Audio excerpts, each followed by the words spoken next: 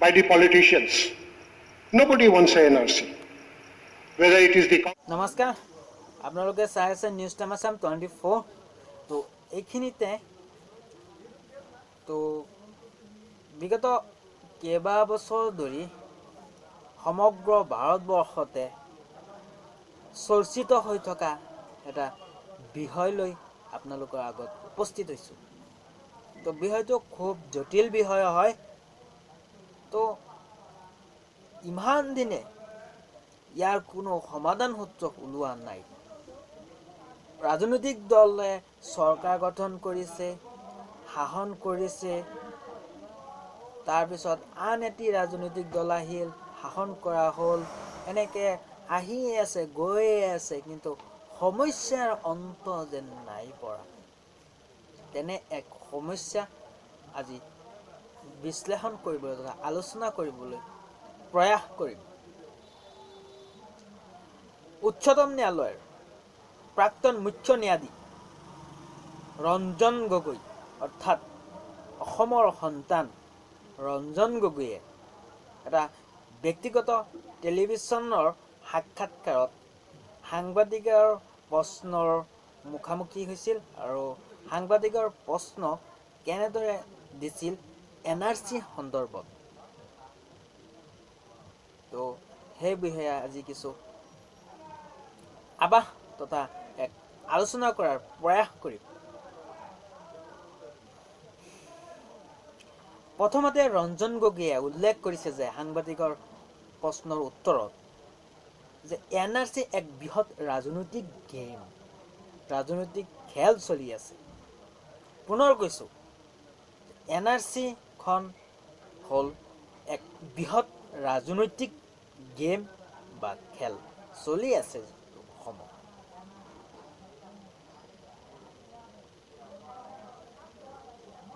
বিভিন্ন ৰাজনৈতিক দলে ইয়াক লৈ ৰাজনীতি কৰা দেখিবলৈ পোৱা গৈছে বা কৰি আহিছে। তো কি কংগ্ৰেছৰ নাম ল'ব, ইয়াত ভাৰতীয় জাতীয় কংগ্ৰেছৰ নামেই ল'ব, নে কি অসম গণ পৰিষদৰ নামেই ল'ব, নে কি ভাৰতীয় জনতা পাৰ্টিৰ নামেই ল'ব। সকলো ৰাজনৈতিক দলে ইয়াক ৰাজনৈতিক গেম হিচাপে খেল খেলি আহিছে, কিন্তু ইয়াৰ সমাধানৰ হকে কোনেও স্ব ইচ্ছাই কোনো ইতিবাচক চিন্তা কৰা নাই আজিৰ দিনটোলৈকে, সেয়া উল্লেখ কৰিছে। তথা সাক্ষাৎকাৰত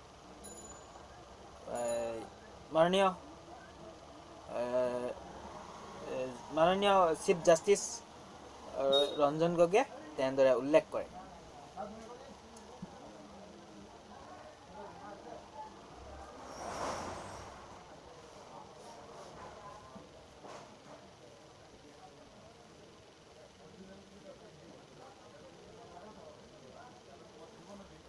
অবৈধ যি নাগৰিক আছে অৰ্থাৎ বাংলাদেশী লোক সন্দেহযুক্ত নাগৰিকসকলক ৰক্ষণাবেক্ষণ দিবলৈ, কোনসকল নাগৰিক যিবোৰ অবৈধ ইলিগেল ইমিগ্ৰেশ্যন, সেইসকলক ৰক্ষণাবেক্ষণ দিবলৈ বিভিন্ন ৰাজনৈতিক দলে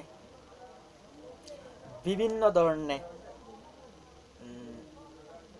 ৰণনীতি তথা যিটো ৰক্ষণাবেক্ষণৰ প্লেনিং পৰিকল্পনা কৰি আহিছে কেইবা দশক ধৰি, সেয়া উল্লেখ কৰিছে আৰু কৈছে যে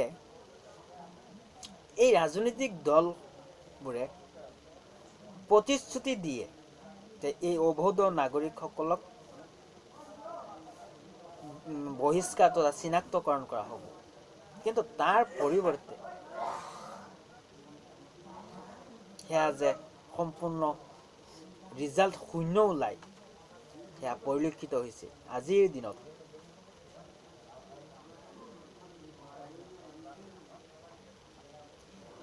যিসকল লোক নেকি খিলঞ্জীয়া লোকসকলৰ কাৰণে, ইণ্ডিজিনিয়াছ পিপুলসকলৰ কাৰণে খুবেই ত্ৰাসৰ এটা নাম হ'ল অবৈধ নাগৰিকসকল, ইলিগেল মাইগ্ৰেশ্যন।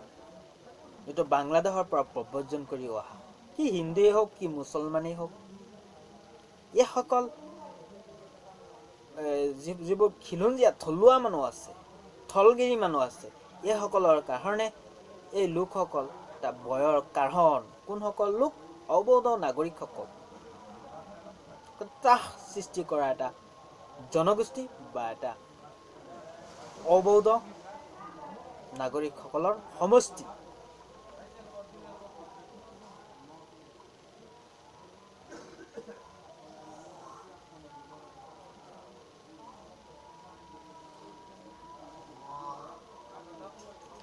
এটা ৰাজনৈতিক দলে ইয়াক কি কৰে জানেনে? এটা ৰাজনৈতিক দলে এই যি অবৈধ নাগৰিকসকলৰ সমস্যা আছে, এই সমস্যাক বৃদ্ধি কৰি গৈ আছে। কিন্তু আনটো ৰাজনৈতিক দলে, সেই একে মুখা পিন্ধা ৰাজনৈতিক দলে কি কৰে জানেনে? সুৰক্ষা তথা ৰক্ষণাবেক্ষণ দি আহিছে সময়ে সময়ে। সেয়াও ৰঞ্জন গগৈয়ে আজি উল্লেখ কৰিছে।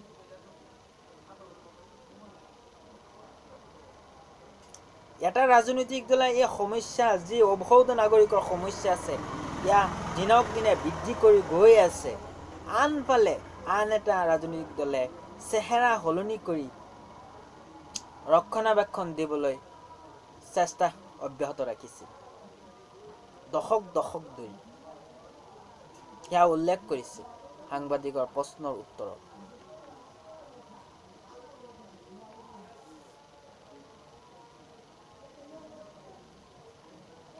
আৰু উল্লেখ কৰিছে যে প্ৰতিবাৰেই সম্পূৰ্ণ NRC ৰাষ্ট্ৰীয় নাগৰিকপঞ্জী হোৱাৰ প্ৰতিশ্ৰুতি দি আহিছে বিভিন্ন ৰাজনৈতিক দলে। কিন্তু ইয়াৰ সমস্যা কেতিয়া অন্ত পৰিব, ইয়া এক প্ৰশ্নবোধক চিন।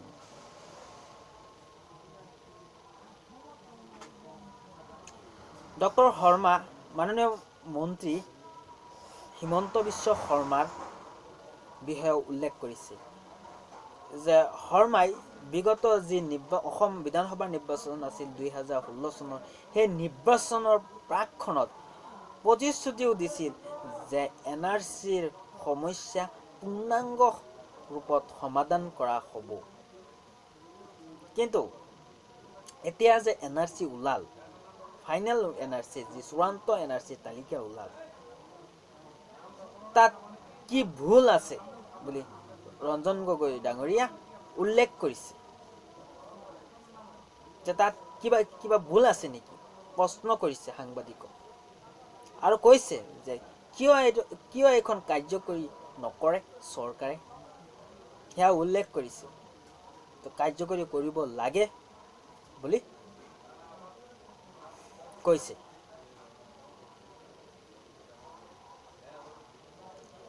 তো NRCৰ সমস্যা তথা অবৈধ নাগৰিকসকলৰ সমস্যা 1979ৰ পৰা এই আজিৰ দিনটোলৈকে চলি আছে। ইয়াৰ মাজতে চৰকাৰ আহি আছে, গৈ আছে, বিভিন্ন ৰাজনৈতিক দলৰ। কেতিয়াবা চেহেৰা সলনি কৰিও ৰাজনৈতিক দল আহে আৰু সমস্যাৰ যি সমাধানৰ ভাট আছে, ভাট দেখুৱায়, কিন্তু কাৰ্য কৰাৰ ক্ষেত্ৰত বিফল হয়। মানে সিহঁতৰ স্ব ইচ্ছা যেন নাই। আৰু তেনে চেগতে প্ৰাক্তন উচ্চতম ন্যায়ালয়ৰ মুখ্য ন্যায়াধীশে এনেদৰে উল্লেখ কৰে। প্ৰাক্তন মুখ্য ন্যায়াধীশ ৰঞ্জন গগৈয়ে এনেদৰে উল্লেখ কৰে।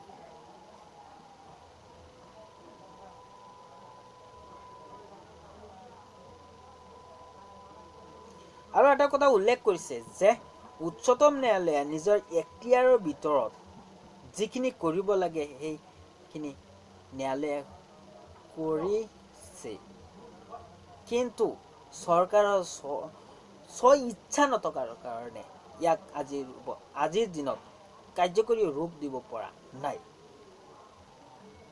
ৰঞ্জন গগৈ এনে এজন ব্যক্তি যিজন ব্যক্তি উচ্চতম ন্যায়ালয়ৰ মুখ্য ন্যায়াধীশ হৈ থাকোঁতেই অসমত ক্ষিপ্ৰগতিত দ্ৰুতগতিত NRCৰ কাম আগবাঢ়ি গৈছিল। কিন্তু আজিৰ দিনত তেখেত অৱসৰ লয় আৰু অৱসৰ লোৱাৰ পৰৱৰ্তী সময়ত তেখেতে এনেধৰণৰ বাস্য আগবঢ়ায়। কোনো লেচা পেচা মানুহে এনেধৰণৰ বাস্য আগবঢ়োৱা নাই। চৰকাৰে দোষ ঠেলে আন ৰাজনৈতিক দললৈ, কেতিয়াবা কয় যে উচ্চতম ন্যায়ালয়ৰ এখতিয়াৰৰ ভিতৰত, কিন্তু উচ্চতম ন্যায়ালয়ৰ যি মুৰব্বী বুলিয়ে ক'ব লাগিব, যোন হেড, তেখেতে উল্লেখ কৰিছে এনেধৰণে যে চৰকাৰৰ সদিচ্ছা নাই। এতিয়া আপোনালোকে কি বুজিব? ন্যায়ালয়ৰ কথা অৱমাননা কৰিব নে চৰকাৰৰ কথা অৱমাননা কৰিব? ন্যায়ালয়ৰ কথাটো কেতিয়াও অৱমাননা কৰিব পৰা নাযায়। চৰকাৰহে আমাক ফাঁকি দিয়ে। চৰকাৰে তো এই সমস্যা যদি সমাধান কৰি দিয়ে তেতিয়াহ'লে মানুহৰ যেনেধৰণে ইনকামৰ চ'ৰ্চ লাগে দৈনন্দিন চলিবলৈ হ'লে, ঠিক তেনেধৰণে ৰাজনৈতিক দলবোৰৰো কিছুমান উৎস থাকিব লাগে, চ'ৰ্চ থাকিব লাগে ৰাজনীতি কৰিবলৈ। এটা উদাহৰণ দিছোঁ, যদি কোনো এখন দোকানত বস্তু যদি কোনো এখন দোকানত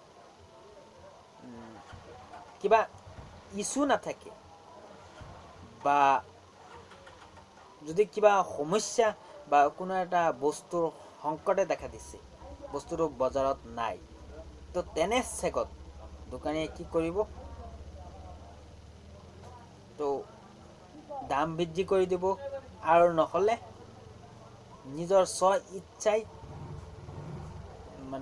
দাম নিৰ্ধাৰণ কৰি এইবোৰ বিক্ৰী কৰিবলৈ লয়। ঠিক তেনেকুৱাই হৈছে NRCৰ ক্ষেত্ৰখন। এয়া ৰাজনৈতিক দলৰ এক দোকান হয়। NRC দোকানৰ বস্তু হয়, দোকানৰ সামগ্ৰী হয়। যদি সামগ্ৰী বিক্ৰী কৰি দিয়ে বা সমস্যা অন্ত পেলাই দিয়ে, তেন্তে কি লৈ দোকানত বহি থাকিব? ক্ৰয় কৰিবলৈ হ'লেতো কিবাটো লাগিব, সেয়াতো তেতিয়া নহ'ব। তেনেকুৱাই হৈছে আজিৰ দিনত। NRCৰ সমস্যা কেতিয়া যেন ইয়াৰ অন্ত পৰিব, ইয়াক কুৱেশ্যন মাৰ্ক, প্ৰশ্নবোধক চিন ৰৈ গৈছে। ভাৰতীয় জনতা পাৰ্টীৰ নেতৃত্বত NRCৰ কাম ক্ষিপ্ৰগতিত আগবাঢ়িছিল আৰু উচ্চতম ন্যায়ালয়ৰ যি তত্বাৱধান আছিল, তত্বাৱধানত উচ্চতম ন্যায়ালয়ৰ প্ৰাক্তন মুখ্য ন্যায়াধীশ ৰঞ্জন গগৈৰ নেতৃত্বত NRCৰ কাম ক্ষিপ্ৰগতিত আগবাঢ়িছিল। আমি আশা কৰিছোঁ অসমৰ জনগণে যে ইয়াক চূড়ান্ত ৰূপত NRCখন পাম বা বিদেশীৰ যি সমস্যা আছে এই সমস্যা অন্ত পৰিব। সকলো জাতি ধৰ্ম বৰ্ণ নিৰ্বিশেষে সকলোৱে এই আস্থা তথা এই বিশ্বাস পোষণ কৰিছিল মনত, কিন্তু সেয়া যেন সম্পূৰ্ণ জিৰো ওলাল। আপুনি কাক বিশ্বাস কৰিব? কোনো এটা ৰাজনৈতিক দলে আজিৰ দিনত তেনেকুৱা ধৰণৰ হৈ উঠা নাই যে NRCক দোকানৰ যি বস্তু এই বস্তু হিচাপে বাদ দিব। NRCক লৈ তেওঁলোকে দোকান খুলিছে। তো এইখিনি আছিলে মূল বিষয়, আৰু পাৰিলে ৰঞ্জন গগৈ ডাঙৰীয়াৰ যি মন্তব্য আছে সাক্ষাৎকাৰত, সেয়া আপোনালোকক দেখুৱাব বিচাৰিছোঁ। তো আপোনালোকে চাব পাৰিব সেইখিনিও। তো সিদ্ধান্ত আপোনালোকে ল'ব, বিচাৰ আপোনালোকে কৰিব। তো এইখিনি আছিলে মূল বিষয়। সদসত সকলোকে ধন্যবাদ ও নমস্কাৰ জনাই ভিডিঅ'টোৰ অন্ত পেলাব বিচাৰিছোঁ। জয় Assam. I would be tempted to say that it's a legacy of yours, because it was another pending case, it was another pending issue in the state of Assam, nearly for 3 decades, and then Justice Gogoi finished it off in a couple of years. So, and then controversy is there, people are for NRC, people are against NRC, but once that NRC was published, it was almost abandoned by everyone. do you regret that you invested so much time and energy for publication of an NRC, which now is almost an orphan in Assam? The people who demanded it, BJP, ASU, all those leaders, they don't talk about NRC anymore. I'll give the answer in 2 minutes. There is a book in Assam called The Game called NRC. The game, G-A-M-E, game called NRC. NRC is a big game by the politicians. Nobody wants a NRC, whether it is the Congress government or the BJP government. The court can only do so much and no further. The court has done it. There are no regrets. A document of the future. Mark my words. Analyze it why it's a document for the future. We don't have the time to explain. But let me tell you, the NRC is a game. The migrants are told, we will protect you, vote for us. The other political party will say to the indigenous people, the migrants are your biggest threat, we will expel them, vote for us. This is the game. One political party protects the migrants for the vote, the other political party expels the migrant for the votes. This has been going on in Assam for the last 50 years. Right? Every time they promise NRC, on 7th of November, Himanta Biswa Sharma, who's coming here tomorrow, spoke to the Indian Express and said, after the elections are over, we will give you a foolproof NRC. What is wrong with this NRC? Implement it.